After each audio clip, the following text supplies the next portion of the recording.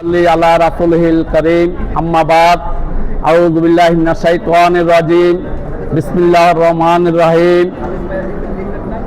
আজকের টঙ্গী পূর্ব থানা ৫৬ নম্বর ওয়ার্ড কর্তৃক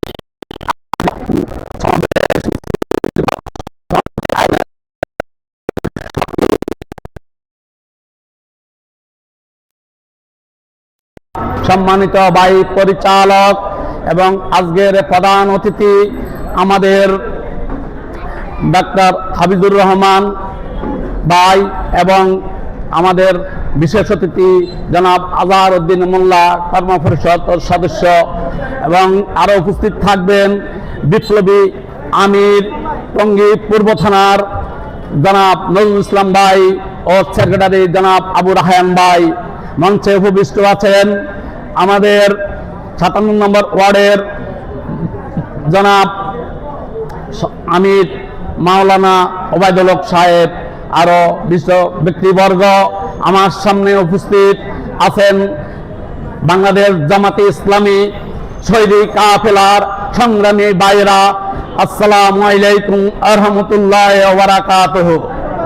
আমি সর্বপ্রথম আল্লাহর শুকরিয়া জ্ঞাপন করছি যে আল্লাহ রাব্বুল ইজ্জত ৫ই আগস্টের পরে আমাদেরকে এক মুক্ত পরিবেশে কথা বলার সুযোগ দিয়েছেন। আমি তার শুকরিয়া আদায় করছি, আলহামদুলিল্লাহ।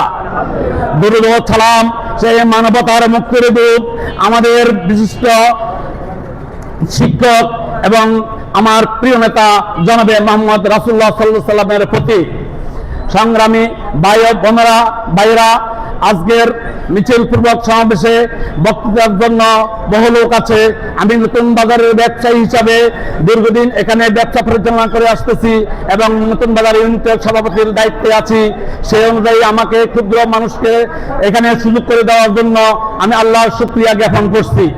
আমি আপনাদের সামনে বলতে চাই, যারা এখনো পর্যন্ত বাংলাদেশে ইসলামী আন্দোলনকে ত্যাগ করেন তাদেরকে আমি এখান থেকে মেসেজ দিতে চাই যে আপনারা দেখেন তারুণ্যের প্রতীক যারা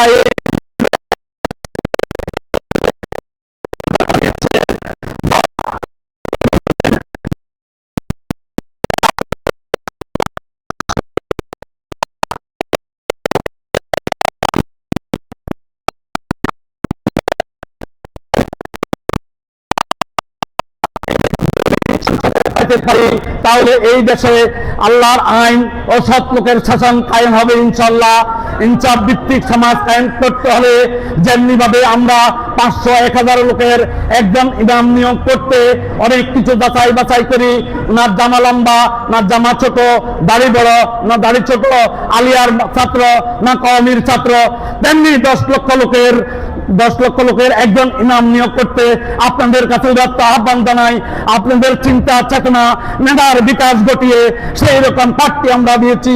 আল্লাহ রহমতে আমরা আশা করি উনাকে জয়যুক্ত করে সংসদে পাঠিয়ে উনি তুরস্কে যেইভাবে আধুনিক তুরস্ক উনি দেখিয়ে এসেছেন, যেন আমাদের এই ৬ নম্বর সংসদ আসনটি যেন উনি ওইভাবে তৈরি করতে পারেন, আপনারা সে সুযোগ করে দিবেন। আমি ৫৬ নম্বর ওয়ার্ডবাসীর পক্ষ থেকে আপনাদেরকে আন্তরিক মুবারকবাদ জানিয়ে আমার বক্তব্য এখানে শেষ করছি। আসসালামু আলাইকুম ওয়া রাহমাতুল্লাহ।